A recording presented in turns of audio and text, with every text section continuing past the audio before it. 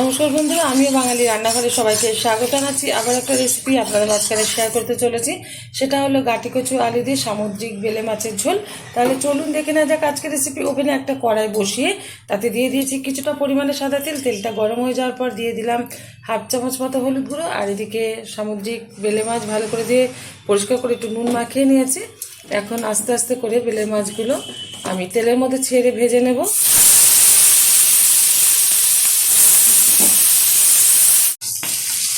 মাছগুলো একটু উল্টে দিচ্ছি। এদিকটা ভালোভাবে ভাজা হয়ে গেলে তুলে নেবো একটা পাত্রে।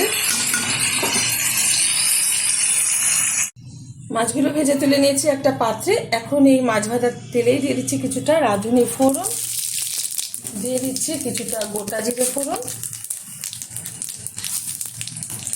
দিয়ে দেবো টুকরো করে রাখা গাটি কচু আর আলু ভালো করে ধুয়ে পরিষ্কার করে নিয়েছে। ভালোভাবে একটু নেড়ে চেড়ে নেব।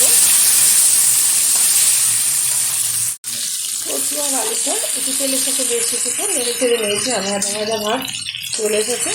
এখন এর মধ্যে দিয়ে দেবো 1 চামচ হলুদ গুঁড়ো, তার মতো লবণ। যতটা ঝোল রাখবো সেই অনুযায়ী লবণটা ব্যবহার করলাম। আপনারা আপনাদের পরিমাণ বুঝে ব্যবহার করবেন যতটা ঝোল রাখবেন।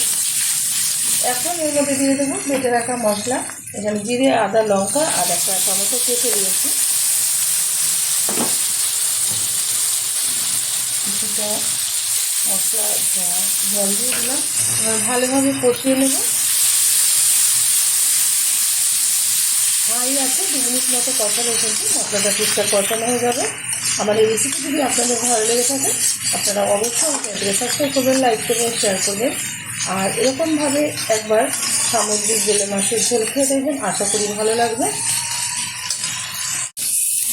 ভালোভাবে মশলাটা কষানো হয়ে গেছে সবজির সাথে। এখন দিয়ে দেবো পরিমাণ মতো জল। আমি যেহেতু বেশি ঝোল রাখবো না সেই অনুযায়ী জলটা বুঝে ব্যবহার করলাম।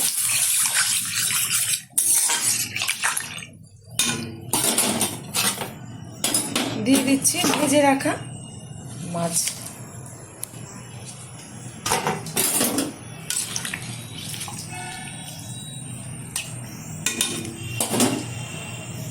এখন ঢেকে দেব এটা 10 মিনিটের জন্য।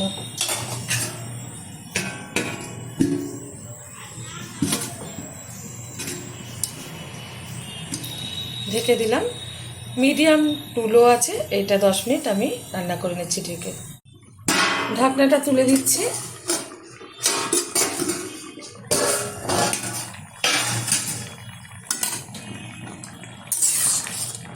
আলু আর কচুটা কিন্তু ভালোভাবে সিদ্ধ হয়ে গেছে। এদিকে ঝোলটাও হয়ে গেছে। নামিয়ে ঢেলে দিচ্ছি একটা পাত্রে।